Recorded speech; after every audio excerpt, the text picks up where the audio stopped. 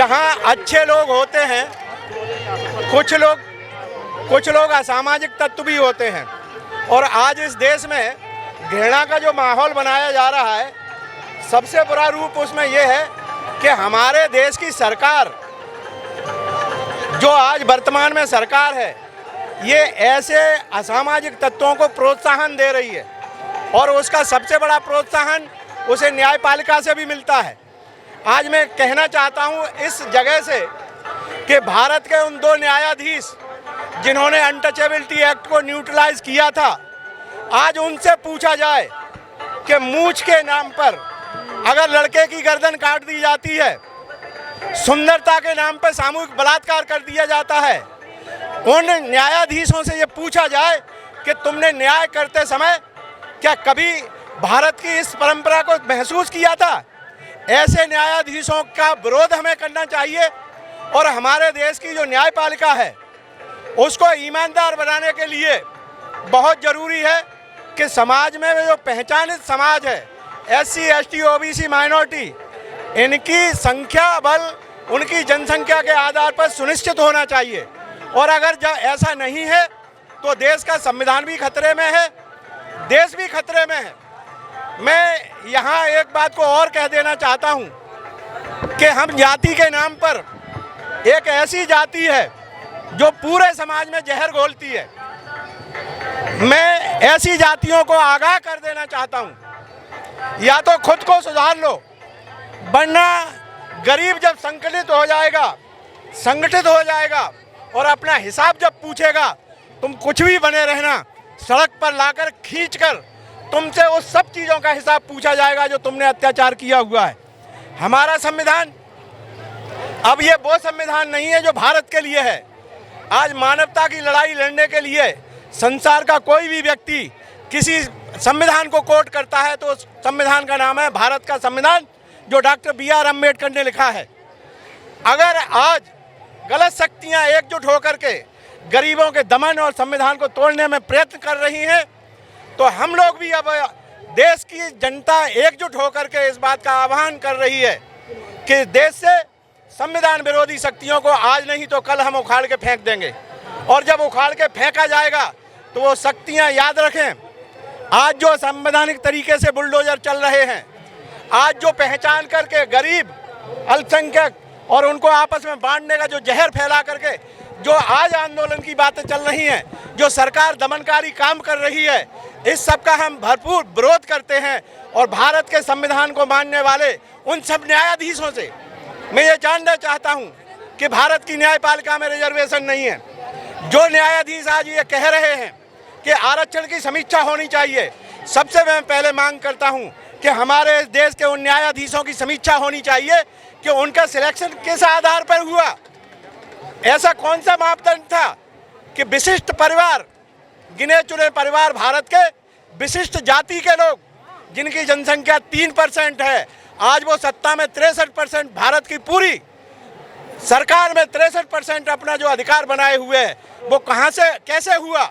इस सब के लिए जो धूर्त चालें चली जा रही हैं, अब उनका खंडन और उनका पर्दाफाश होने की स्थिति आ गई है। तो साथियों, मैं चीफ जस्टिस ऑफ इंडिया से पूछना चाहता हूं, जिस देश में आरक्षण नहीं है न्यायपालिका में, आपने कौन सा ऐसा मापदंड रखा है कि आप SC, ST, OBC माइनॉरिटी के जजों को सिलेक्ट नहीं करते हैं और खास विशेष और परिवार के लोगों को बार बार उनके बच्चों को आप किस आधार पर सिलेक्ट करते हैं?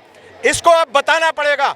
और इसी मांग के लिए मैं पूरे देश की जनता से आह्वान करता हूं कि 26 नवंबर 2022 को हमें सुप्रीम कोर्ट से जाकर के ये पूछना चाहिए और लाखों क्या करोड़ों की संख्या में भारत के सुप्रीम कोर्ट को चारों तरफ से घेर के ये पूछा जाए कि आप बताइए SC, ST, OBC और माइनॉरिटी के जज क्यों नहीं। साथियों, जो भी मुझे सुन रहे हैं, उन सबको मैं बाबा साहब डॉक्टर अम्बेडकर के जन्मदिवस की बहुत बहुत शुभकामनाएं देता हूं और तथागत से उनके आदर्श को मानते हुए ये आप सब लोगों को महसूस कराना चाहता हूं कि तथागत के रास्ते पर चलोगे तो बाबा साहब डॉक्टर अम्बेडकर के रास्ते से चलते हुए भारत को और अपने जीवन को दोनों को सुखमय, संपन्न और समृद्धशाली बनाने में सहयोगी बनेंगे। ये मेरी ऐसी कामनाएं हैं। आपने कहा कि क्या समतामूलक समाज की संरचना हो रही है, इसमें कोई दो राय नहीं है।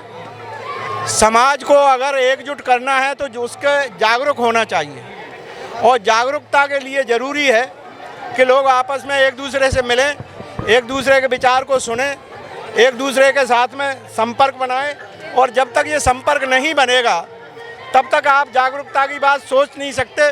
और समतामूलक समाज के लिए हमारा आदर्श एक वो होना चाहिए, जो मैं सबसे निवेदन करता हूँ, आज के दिन एक संकल्प लो कि अपने आस पड़ोस में जो भी गरीब भाई है, जिसके साथ में अन्याय होता रहा है, छुआछूत की जाती रही है, और हम भी क्या कहीं उस छुआछूत में शामिल तो नहीं है, तो अपने सब भाइयों के साथ मिलके आज हम, बल्कि मैं तो ये चाहता हूँ कि जीवन भर ऐसा हो, लेकिन मैं ये चाहूँगा कि एक निवेदन कि हम पूरे देश में अपने पड़ोस में रहने वाले, अपने आपस में छुआछूत मानने वाले समाज के लोग एक दूसरे के साथ खान पान करें, एक दूसरे के साथ मिल के बैठें और एक दूसरे की समस्याओं के लिए सहयोगी बने, ऐसी मैं कामना करता हूँ।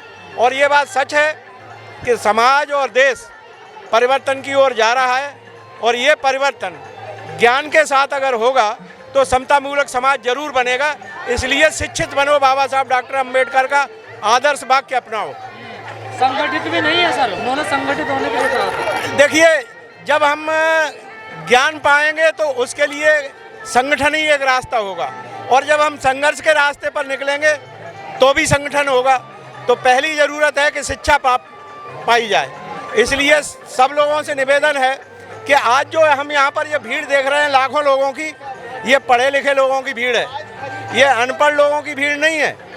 तो ये जो पढ़ लिख जाते हैं तो अपने आप को पहचानते हैं, अपने इतिहास को समझते हैं, और उसके बाद अपना भविष्य बनाने के लिए संकल्पित होते हैं। संसद में जो मूर्ति लगी हुई है उस पर आज लोग आते हैं, बाबा साहब को श्रद्धा सुमन अर्पित करते हैं, उनको याद करते हैं, लोग नाचते हैं, गाते हैं और अपना स्टॉल लगाते हैं। तमाम जो संगठन है देश भर के, दलितों के, बहुजनों के, वो आज अपने यहाँ पर एक प्रदर्शनी लगाते हैं, इंस्टॉल करते हैं। देखिए कैसे ढोल नगाड़े बजा रहे हैं, खुशी का माहौल है समाज में, नाच रहे हैं, गा रहे हैं, ढोल बजा रहे हैं। देखिए तस्वीर हम आपको संसद मार्ग के दिखा रहे हैं। यहाँ पर जो बहुजन समाज है, तमाम सर्व समाज आज यहाँ आता है और बाबा साहब की जयंती मनाता है। जो संसद भवन में जो बाबा साहब की मूर्ति लगी हुई है, जो स्टैचू लगा हुआ है, उस पर जाकर अपने सुमन अर्पित फूल चढ़ाते हैं और बाबा साहब को याद करते हैं। सब लोग मिलते हैं, यहाँ पर खाने पीने की सारी व्यवस्थाएं होती हैं, सारे स्टॉल लगे हुए होते हैं।